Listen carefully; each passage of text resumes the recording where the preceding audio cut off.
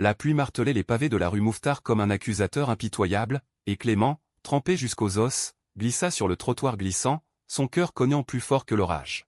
« Papa, ne me laisse pas comme ça » hurla une voix d'enfant brisée, émergeant d'une ruelle sombre, et il se figea, car cette voix n'était pas la sienne, mais elle portait l'écho de tous les abandons qu'il avait lui-même infligés à son propre passé.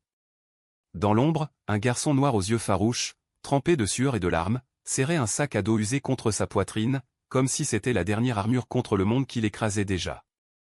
Clément s'arrêta net, son parapluie inutile claquant contre le vent. Il avait 38 ans, un architecte parisien aux lignes épurées, avec des cheveux châtains coupés courts et un regard bleu qui trahissait encore les nuits solitaires d'avant Quentin. Ce soir-là, il rentrait d'un chantier interminable rue de Rivoli, où les échafaudages de verre et d'acier semblaient défier la tourmente, tout comme son couple défiait les murmures de la société.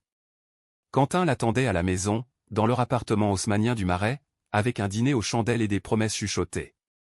Mais cette voix ce cri primal le cloua sur place. Le garçon, qui ne devait pas avoir plus de 16 ans, s'effondra contre un mur tagué de graffitis anarchiques. Sa peau sombre luisait sous la lueur jaunâtre d'un réverbère, et ses dreadlocks courtes collaient à son front en boucle rebelle.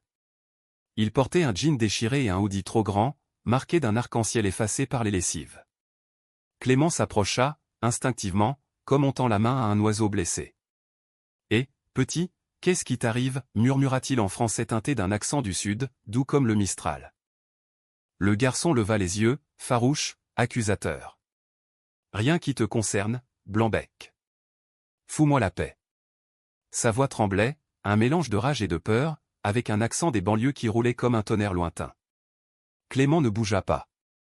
Il avait vu trop de ces ombres dans les couloirs du métro, ces jeunes chassés de chez eux pour qui ils étaient au noir, gays, ou simplement trop visibles dans un Paris qui se voulait cosmopolite mais serrait les poings sous la surface. « Je m'appelle Clément » dit-il simplement, s'agenouillant pour être à hauteur. « Et toi ?» Le garçon hésita, puis cracha, « Malik. »« Et mon père ?» ?»« Il m'a viré. »« Parce que je suis comme ça. » Il désigna vaguement son poignet, où un bracelet arc-en-ciel pendait, effiloché. Clément sentit un pincement au cœur. Lui qui avait fui son propre coming out à 20 ans, dans une famille bourgeoise de Provence, savait ce poison.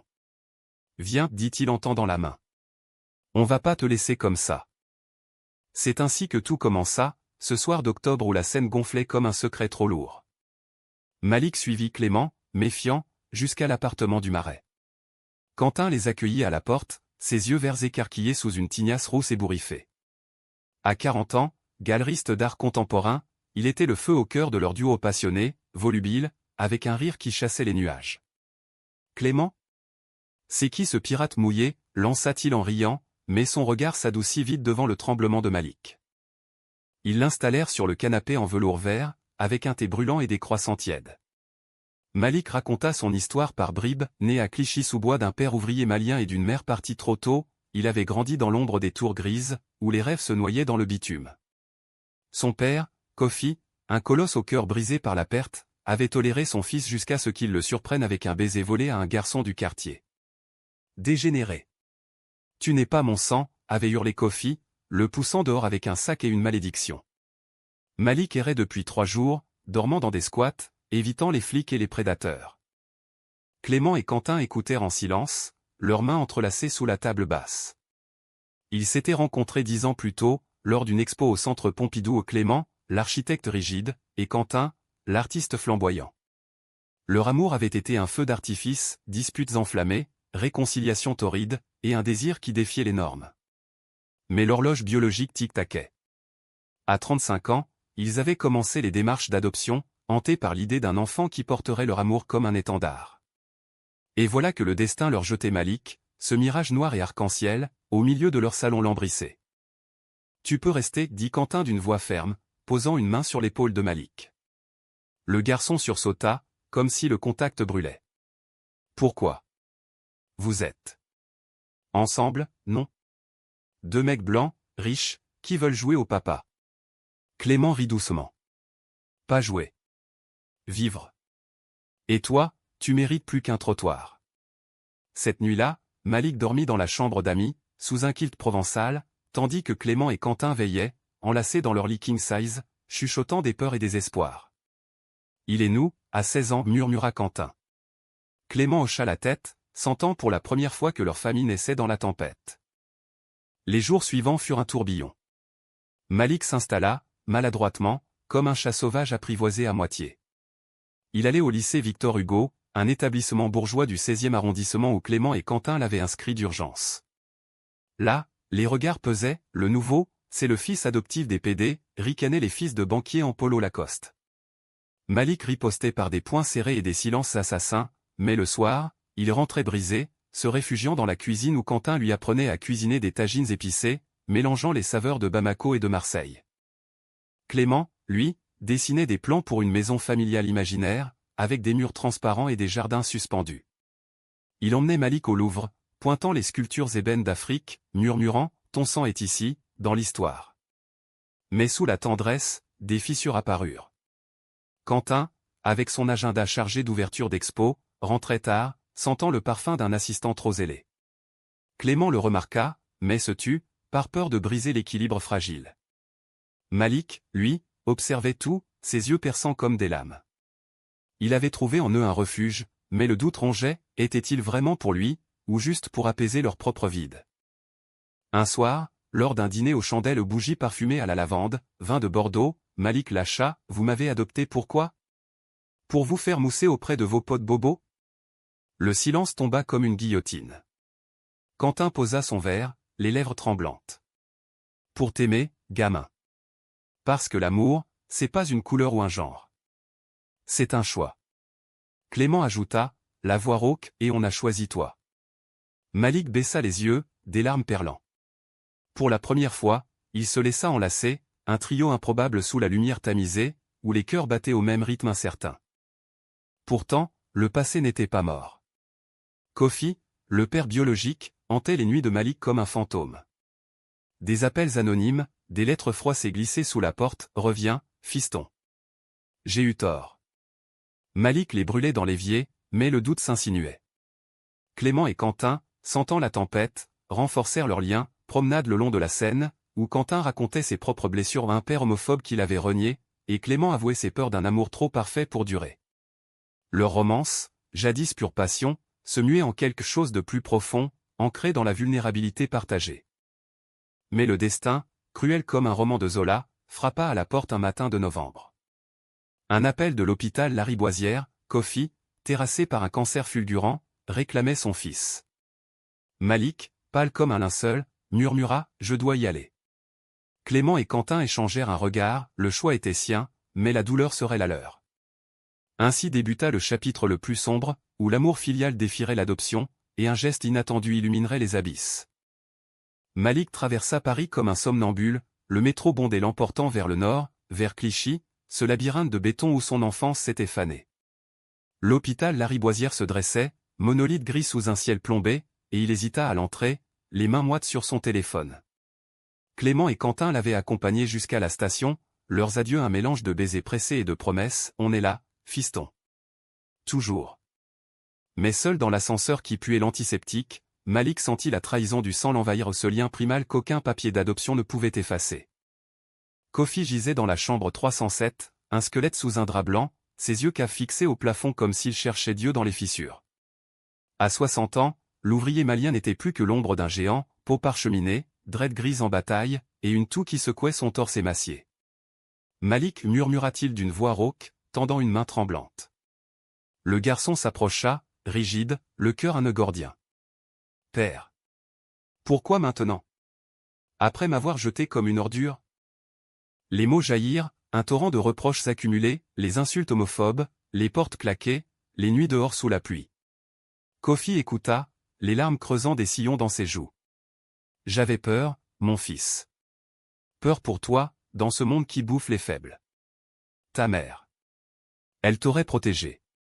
Mais moi, je suis un lâche. » Il raconta Bamako, les marchés colorés, l'exil forcé pour un boulot en usine, et la mort de sa femme emportée par une fièvre trop vite. Malik, assis au bord du lit, sentit la rage fondre en pitié. Ce n'était pas un monstre, juste un homme brisé par la vie, qui avait projeté ses ombres sur son enfant. Dehors, Clément et Quentin attendaient dans un café miteux, face à la tour Eiffel lointaine qui semblait moqueuse. il va pardonner, dit Quentin, sirotant un espresso amer. Clément secoua la tête, ses doigts tambourinant la table en formica. Et nous? On est quoi dans tout ça? Des remplaçants? Leur conversation dérapa, comme souvent ces temps-ci, Quentin avoua ses doutes sur l'adoption, ce geste noble qui masquait peut-être leur égoïsme. Clément, blessé, rétorqua, c'est l'amour qui nous unit, pas un contrat. Mais sous les mots, un poison suintait. Quentin avait revu son ex, un sculpteur charismatique, lors d'une vernissage la semaine passée. Un baiser volé, un regret lancinant.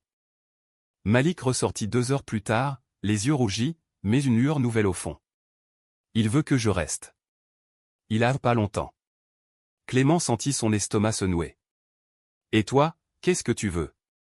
Le garçon haussa les épaules, vulnérable. Vous êtes ma famille. Mais lui. C'est mon sang. Ils rentrèrent en silence, le trio fracturé comme un vitrail brisé. Ce soir-là, dans l'appartement, l'air crépitait de non-dit. Quentin prépara un dîner maladroit au poulet rôti et légumes vapeur, mais Malik mangea à peine, perdu dans ses pensées. Clément tenta une diversion, demain, on va au Père-Lachaise. Voir les tombes des poètes. Ça aide, parfois. La nuit venue, les amours se heurtèrent au mur. Clément et Quentin s'aimèrent avec urgence, leurs corps entrelacés dans la pénombre, mais c'était une étreinte désespérée, hantée par l'ombre de Malik. Je t'aime, murmura Quentin, mais Clément, sentant le mensonge sous la peau, se tut. Au bout du couloir, Malik veillait, un vieux polaroid à la main, lui, enfant, sur les épaules de Kofi, riant sous un soleil africain. Les larmes coulèrent, silencieuses, et il se promit, je te sauverai, papa. Coûte que coûte. Les semaines suivantes furent un balai précaire. Malik jonglait entre le lycée, où les ragots enflaient le noir gai avec les 2 tentes blanches, et l'hôpital, où Kofi déclinait. Clément l'accompagnait parfois, dessinant des croquis de la chambre pour capturer l'instant, mais ses lignes tremblaient. Quentin, lui, s'éloignait, noyé dans son travail, évitant les regards. Un soir, lors d'une dispute explosive, Clément le confronta, c'est lui, n'est-ce pas? Ton sculpteur. Quentin pâlit, puis avoua, les mots hachés, une erreur. Une nuit. Je suis perdu, Clément. Avec Malik, tout va si vite. La trahison frappa comme un coup de poignard. Clément, le roc, se cassa en deux, hurlant dans le salon vide tandis que Malik, alerté par le bruit, surgit en pyjama. Qu'est-ce qui se passe? Clément, les joues striées, murmura, ton père à toi. Il nous bouffe de l'intérieur. Malik, intuitif, comprit en un éclair. Il serra Clément contre lui, un geste filial inattendu, et pour la première fois, les rôles s'inversèrent, le fils adoptif devint le pilier. On va s'en sortir. Tous les 3. Mais le destin, impitoyable, accéléra. Les médecins annoncèrent à Kofi un stade terminal, insuffisance rénale aiguë, greffe vitale ou rien. J'ai un donneur compatible, dit le docteur, un homme aux lunettes cerclées d'or. Mais il refuse pour l'instant. Kofi, faible, secoua la tête, c'est Malik. Mon sang. Mais il peut pas, il est jeune. Malik, présent, sentit le monde basculer. Lui, compatible? Un test rapide confirma, oui, par miracle génétique. La tentation le rongeait de sauver son père, effacer les blessures, mais à quel prix? Et Clément et Quentin, dans cette équation fracturée? Les nuits devinrent insomnie collective. Quentin, rongé par la culpabilité, confessa tout à Clément lors d'une promenade nocturne sous les platanes du boulevard Saint-Germain. Pardonne-moi. C'était la peur de l'échec. Clément, les yeux dans le vague, répondit, l'amour vrai pardonne, mais il cicatrise lentement. Ils s'embrassèrent sous la pluie fine, un serment renouvelé, mais fragile. Malik, de son côté, consultait un journal intime caché, où il notait ses doutes, suis-je noir assez pour Kofi? Gai assez pour ses écus? Ou juste un pion dans leur drame? Le conflit culmina un après-midi d'hiver, quand Malik surprit Quentin au téléphone, murmurant des rendez-vous secrets. Fou de rage, il accusa, tu nous trahis. Comme mon père l'a fait. Quentin, acculé, explosa, et toi, tu nous abandonnes pour un fantôme. Clément intervint, séparant les 2 tempêtes, mais le mal était fait. La famille adoptive, ce château de sable, menaçait de s'effondrer. Pourtant, dans cette tourmente, des racines plus profondes émergèrent. Malik organisa une veillée, un dîner rituel avec des plats maliens commandés attiéké et poissons braisés, où les mots coulèrent comme un vin apaisant. « Je vous aime, tous, dit-il, et pour un instant, Paris sembla suspendu, une bulle de tendresse au milieu du chaos. Mais le geste décisif approchait, un sacrifice qui redéfinirait tout. Malik décida en secret, il donnerait un rein. Pas pour racheter le passé, mais pour clore un chapitre avec grâce. Il signa les papiers à l'hôpital, seul, le cœur battant la chamade. C'est mon choix, se dit-il, imaginant Kofi marchant à nouveau, libre. Informer Clément et Quentin? Pas encore. C'était son fardeau, son acte d'amour pur, dans un monde où les familles se brisaient comme du cristal. L'aube se levait sur Paris comme un voile de soie grise, filtrant à travers les volets mi-clos de l'appartement. Malik n'avait pas dormi, son corps vibrant d'une énergie fiévreuse, le secret du don pesant comme un anneau de plomb à son doigt. Il descendit dans la cuisine, où le percolateur ronronnait déjà, et trouva Clément penché sur ses blueprints, les traits tirés par l'insomnie. « Tu pars tôt ?» demanda Malik, versant du café noir. Clément leva les yeux, un sourire las. « Réunion au chantier. »« Mais toi, fiston, t'as l'air d'un fantôme. »« Kofi ?» Malik hocha la tête, évitant le regard perçant. « Il va mieux. Les médocs font effet. » Mensonge pieux, car le vrai miracle se tramait dans les couloirs stériles de Lariboisière. Il avait vu le chirurgien la veille, un homme sec aux mains précises, c'est risqué, mais viable. Vous récupérez en 1 mois. Malik avait signé sans trembler, imaginant le rein à ce bout de lui, de son sang africain greffé dans le corps de Kofi, reliant père et fils dans une chair partagée. C'était plus qu'un organe, un pont sur l'abîme. Quentin surgit alors, en robe de chambre froissée, ses cheveux roux en bataille comme un feu mal éteint. « Bonjour, mes amours » lança-t-il, embrassant Clément sur la tempe avant de tapoter l'épaule de Malik. Le geste était chaleureux, mais teinté d'une gêne résiduelle, vestige de la trahison. Depuis l'aveu, leur couple naviguait en eau trouble, nuit d'amour réparatrice, mais jour hanté par des silences. Quentin compensait en gestes bouquets de pivoine sur la table, invitation à des expos underground, mais Clément, pragmatique, exigeait du temps, la confiance se rebâtit pierre par pierre. Malik observa cette danse fragile, se sentant à la fois spectateur et acteur. Au lycée, les tensions montaient, un prof d'histoire, un vieux schnock aux idées rances, l'avait isolé après une dispute sur la colonisation. « Ton peuple a apporté le chaos » avait-il sifflé. Malik avait riposté, et le vôtre, l'esclavage? Suspendu 3 jours, il rentra furieux, claquant la porte. Quentin, alerté, l'emmena au canal Saint-Martin, où ils louèrent un bateau-mouche miniature.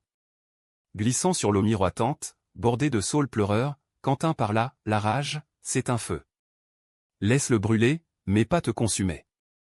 Malik, adossé au bastingage, confia son secret par bribes, je veux sauver Kofi. Pas pour lui, pour moi. Pour être entier. Quentin pâlit. Un rein? T'es fou, gamin. Mais dans ses yeux verts, une admiration mêlée de terreur. Il jura le silence, et ensemble, ils complotèrent, cachés à Clément pour éviter l'explosion. Ce soir-là, un dîner improvisé scella leur pacte couscous au merguez, musique gnawa en fond, où Malik rit pour la première fois depuis des semaines, Quentin contant des anecdotes d'enfance à Montpellier, quand il se cachait dans les vignes pour embrasser des garçons volés. Mais le chaos guettait, tapis dans l'ombre. Kofi, apprenant le don par un appel maladroit du médecin, paniqua. Non, fiston. T'es trop jeune, trop pur pour ça. Malik, au chevet, serra sa main noueuse. C'est mon corps, papa. Et ton cœur qui m'a fait couir.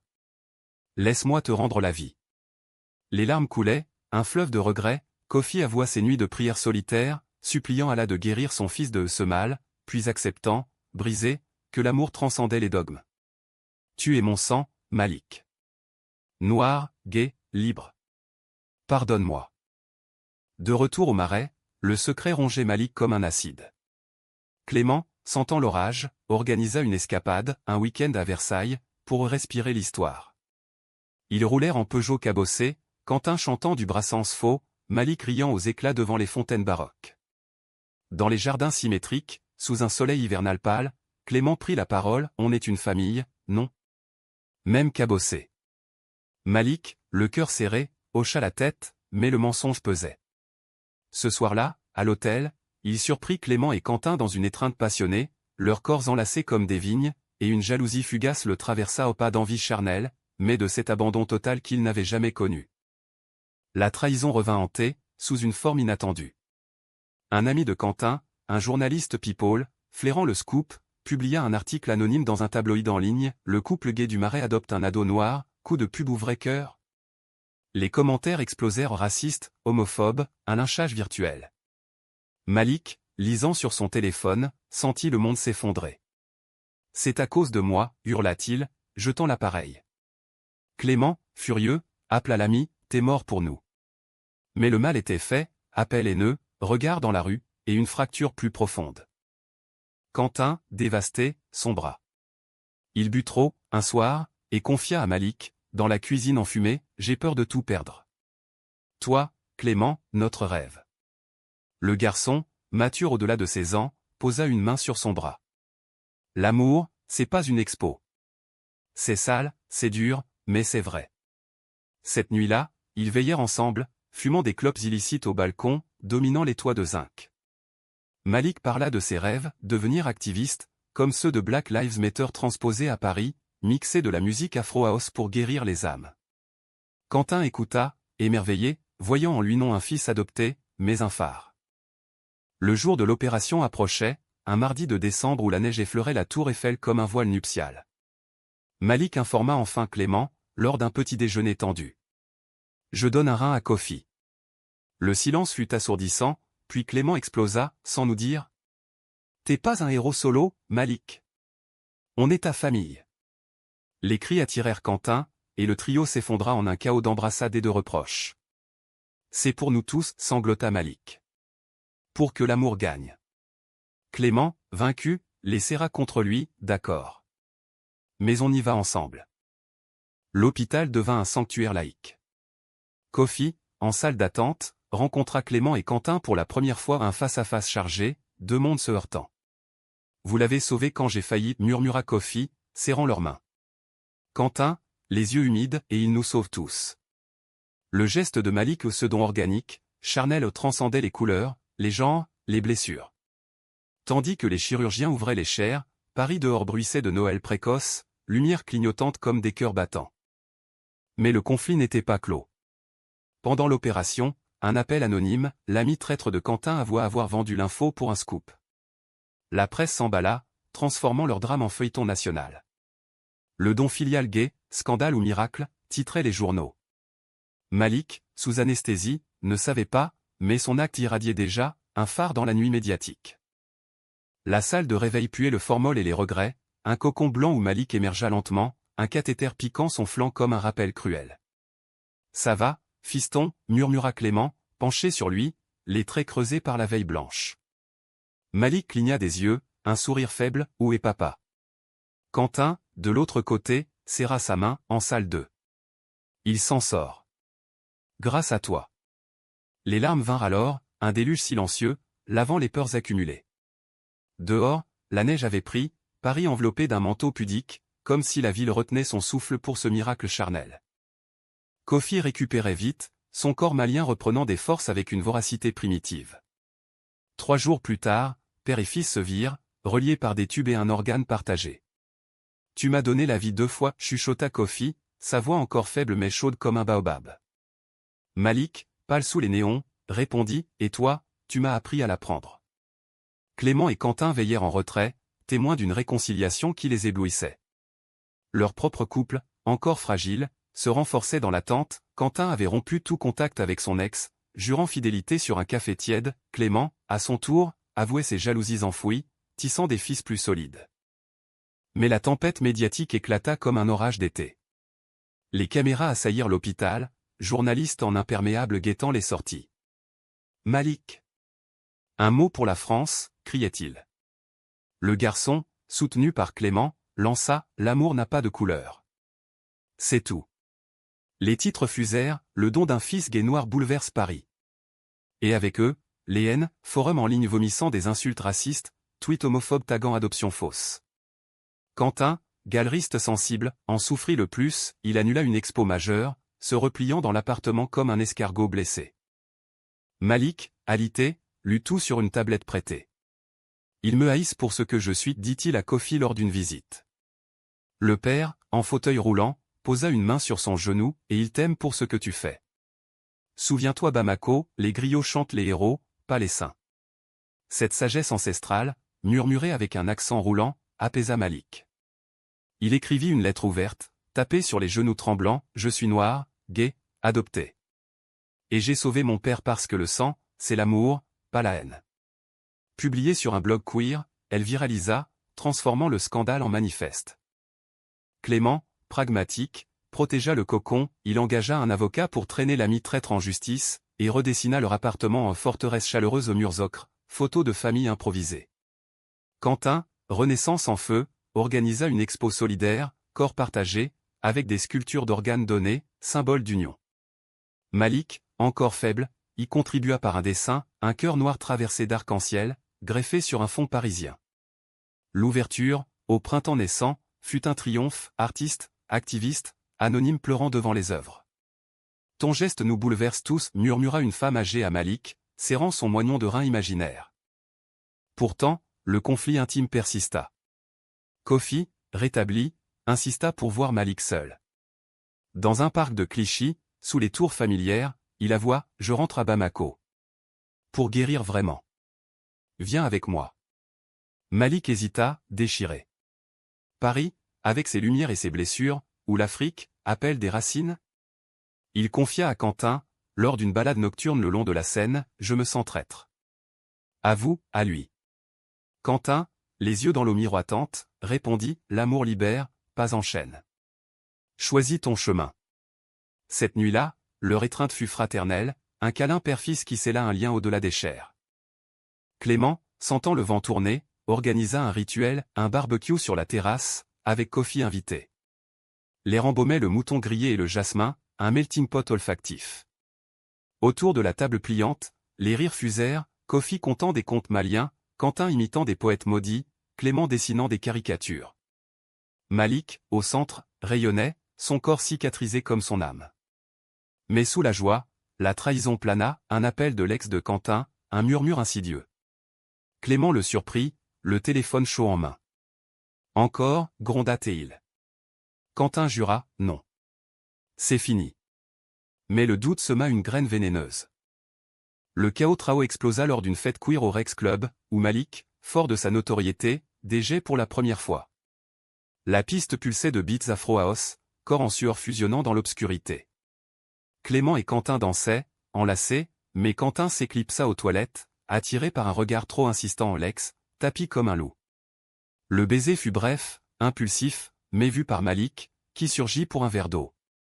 Traître, hurla-t-il, poing brandi. La musique couvrit le cri, mais le cœur se brisa. Dehors, sous la pluie battante, le trio s'affronta, tu nous détruis, lança Clément. Quentin, effondré, je suis faible. Pardonnez-moi. Malik, le jeune guerrier, prit les rênes, assez. L'amour, c'est pas parfait. C'est choisir chaque jour. Il traîna Quentin à l'hôpital, où Kofi, encore fragile, les accueillit. Les erreurs, c'est humain. Moi, j'en ai fait une qui a failli tuer mon fils. Le vieil homme, avec sa sagesse de griot, médita, en Afrique, on dit, le pardon est le meilleur greffon. Cette nuit-là, confession coulèrent, Quentin avoua sa peur panique de la paternité, Clément sa rigidité qui étouffait, Malik son sentiment d'imposteur. L'aube les trouva unis, un quatuor improbable, sous les lumières de Belleville. Le geste de Malik avait sauvé plus qu'un rein, il avait greffé des âmes. La presse, lassée du scandale, vira au lyrisme, documentaire en vue, invitation à des TEDx. Mais pour eux, c'était intime, un amour humain, nu, cicatrisé. L'été enveloppa Paris d'un manteau languide, la Seine léchant les berges comme un amant repentant. Malik, pleinement rétabli, marchait avec une assurance nouvelle, son cicatrice un tatouage secret sous le t-shirt. Kofi était parti pour Bamako, un billet financé par une cagnotte en ligne née de l'article viral de Malik. Reviens quand tu veux, papa, avait-il murmuré à l'aéroport, un au revoir chargé de promesses non dites. Le vieil homme, plus droit, avait serré Clément et Quentin, vous êtes sa famille. Merci pour mon fils. L'appartement du Marais bourdonnait d'une vie recomposée. Quentin avait fermé son chapitre toxique, canalisant sa passion dans l'expo au corps partagé, qui tournait maintenant en province. Clément, libéré de ses doutes, remporta un appel d'offres pour un centre LGBTQ+, à Montreuil, architecture ouverte, jardin thérapeutique. Malik, lui, terminait le lycée avec mention, son essai sur l'adoption queer comme résistance primé par une fac de Sorbonne. Pourtant, sous la surface, les échos persistaient, nuit où Quentin se réveillait en sueur, hanté par la trahison, matin où Clément fixait le vide, craignant la perte. Un soir de juillet, lors des feux d'artifice de la fête nationale, ils s'installèrent sur un pont piéton, un pique-nique au pied de la tour Eiffel scintillant. Le ciel explosa en gerbes dorées, et Malik, entre ses deux pères, murmura « C'est beau, non ?» Comme nous. Quentin rit, passant un bras autour de ses épaules, « Toi, tu es le feu central. » Clément, pragmatique, ajouta « Et on brûle ensemble. » Leur baiser, là, public et fier, attira des applaudissements épars. Paris, ville des amours impossibles, applaudissait enfin. Mais le vrai chaos trao, humain et nuancé, survint en août. Kofi rappela, rechute mineure, mais besoin d'un suivi. Malik, impulsif, proposa, je viens. Clément et Quentin, unis, insistèrent, on vient tous. Le voyage fut une odyssée, avion le coste vers Bamako, atterrissage sous un soleil impitoyable, et l'accueil d'un clan malien tante rieuse, cousin turbulent, marché grouillant de djembé et de mangue. Kofi, dans sa case au mur de Banco, les enveloppa, bienvenue chez vous aussi. Là, sous les étoiles d'Afrique, les confessions finales éclatèrent. Autour d'un feu de camp, bière fraîche en main, Quentin avoua sa trahison comme un exorcisme, j'ai trahi par peur. Mais votre amour m'a greffé un nouveau cœur. Clément, les yeux dans les flammes, parla de son enfance étouffée, j'ai construit des murs pour me protéger. Vous les avez abattus. Malik, le centre, raconta son geste, donner un rein, c'était donner mon pardon. Pas pour guérir, mais pour vivre libre. Kofi, griot des ombres, conclut, l'amour est un baobab, racine profonde, branche pour tous. Le retour à Paris fut cathartique.